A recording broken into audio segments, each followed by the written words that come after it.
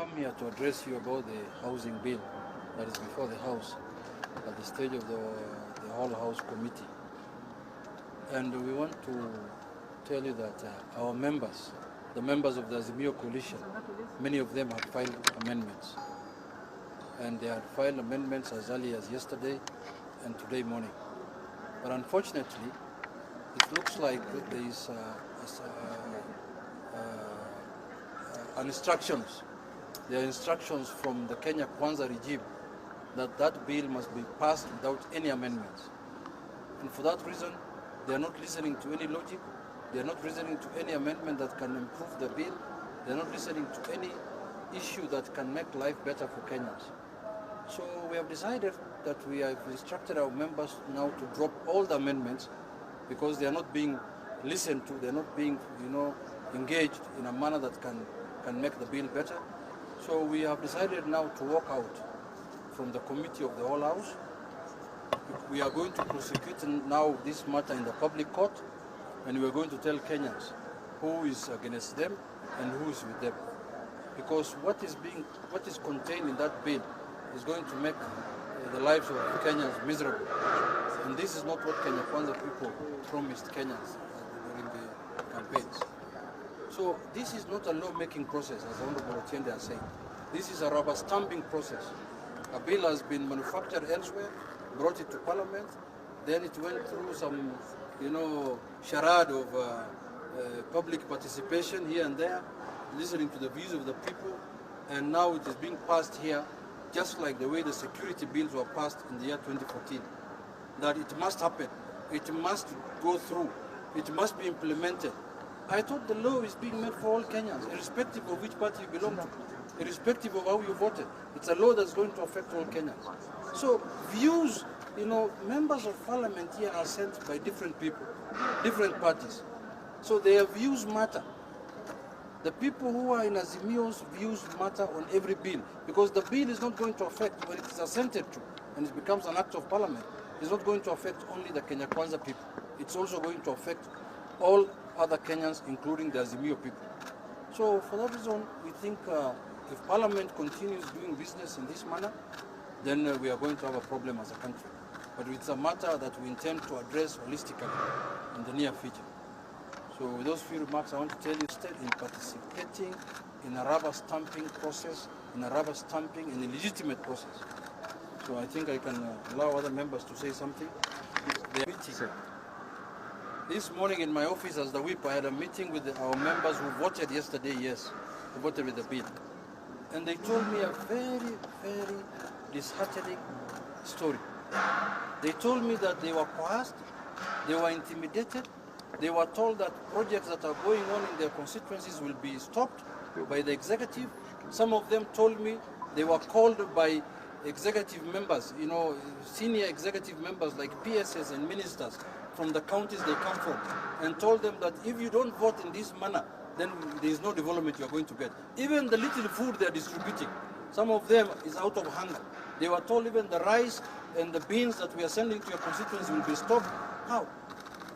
How can we do that? Honestly, how can we do that? What kind of strong arm tactics is that? I'm really in deep shock today that in 2024, the government of the Republic of Kenya can use that kind of tactics to make members of parliament vote in certain way. Members of parliament must always vote with their conscience, especially the members of parliament in the Azimio side. They must be allowed to vote with their conscience, they must be allowed to vote in accordance with their party position, and they must be allowed to vote what their constituents want. But if you are going to threaten them, intimidate them, their people are taxpayers.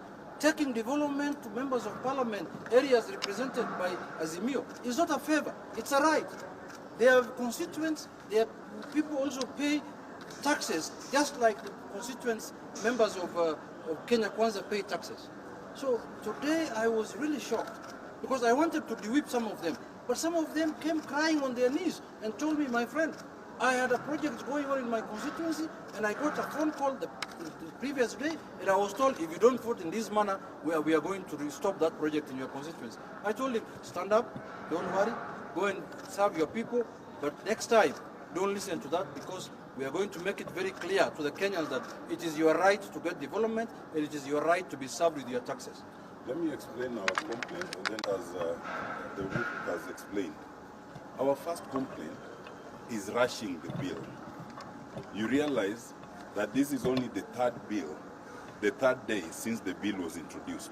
It was introduced last week on Thursday, which is the last day of sitting. Yesterday was Tuesday, and today is Wednesday. The idea of having a bill that is as important as it is, fast-tracked within 3 days, is a matter of national concern.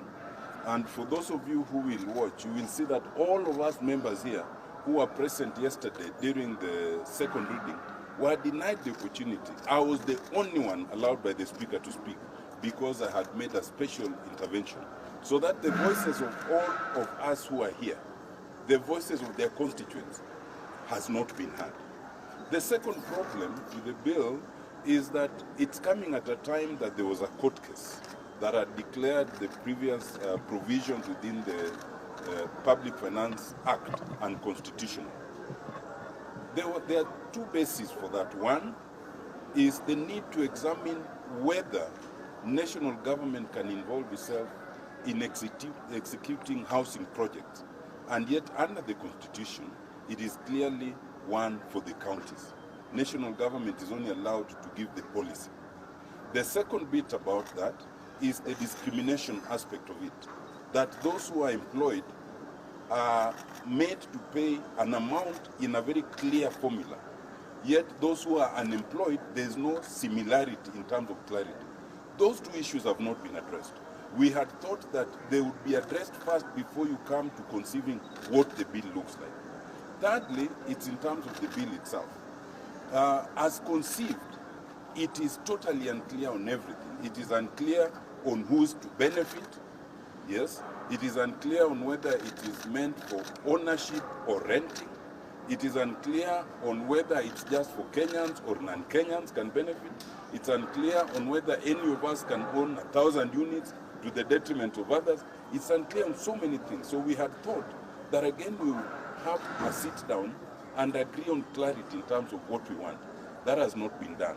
Now lastly, we had thought that even if they are to overlook all those things, there are certain technical things in which you can usually improve a bill, including, and as you know, they are seeking to tax the gross income, not net, gross.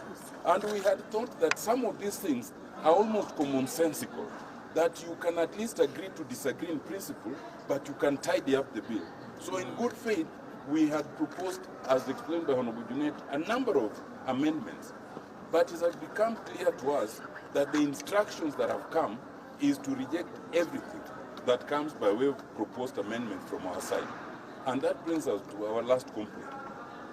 To have an August House, a parliament that receives instructions from the executive, and once it receives those instructions, it cannot execute its mandate under the Constitution, is to have a failed parliament. And therefore, the process that is going on is purely robotic. It is meaningless, it is prejudged, it was agreed in Naivasha. And that's why we've seen no purpose in continuing to legitimize it.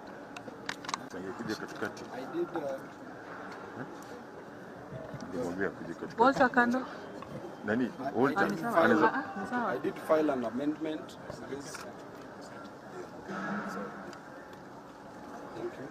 I did file an amendment to this housing levy bill that the Speaker has since denied its admissibility, and that is one of the reasons why we decided to walk out. Number two, as we say, housing is not an issue of concern to Kenyans. Kenyans have serious things ranging from unemployment, high cost of living, to high cost of education that should be discussed on the floor of the Parliament. Housing is a private good that should be left to Kenyans to decide on their own by providing jobs and letting them build their own houses. The government's role is to create an enabling environment so that Kenyans can build houses for themselves. The sole responsibility of the government is to work on the public goods, not private goods. Public goods like roads and merit goods like education, and also facilitating the consumption of health and education. Otherwise, we are not in support of this, because this bill is meant to defraud, to pilfer, to steal money from Kenyans. Thank you. Said almost everything. But let me just put it this way, that what Kenyans are witnessing and staring at is, what Kenyans are witnessing and staring at is dictatorship by William Ruto. I've said this before and I want to repeat it. This is the real Ruto. The Ruto we have seen for the past 12 or so months is a fake one. This is the Ruto, a dictator, one who does not care so long as his interest is served. This housing levy is serving no other person's interest but Ruto's interest. He is determined to push it, whether Kenyans like it or not, whether you are crying, he does not care. This bill is not good for Kenyans, and they know it. It's not that the executive does not know, but they still insist in pushing it, whether we make noise or not. Now, my final comment would be, I want to thank the leadership of Azimio. There was no reason why we should participate at all in the committee of the whole house, because this is already determined. So walking out is the right thing to do. Let us meet elsewhere. First, maybe court. Two, I think Kenyans may go back to where we came from. Because if we have to be pushed this way, tomorrow you don't know what will happen. Let me just mention something that is very interesting, and Honorable Chedamolo mentioned it. That now any Kenyan, whether you are a farmer or you sell clothes, mutumba, or whatever you do, the government has the right to calculate 1.5% of your gross earnings, not net. Gross earnings, and deduct that as housing levy. What we are doing is simply setting Kenyans against a KRA. They will come to your doorsteps and start demanding for housing levy from you for I don't know what source of income. Thank you. I have a question.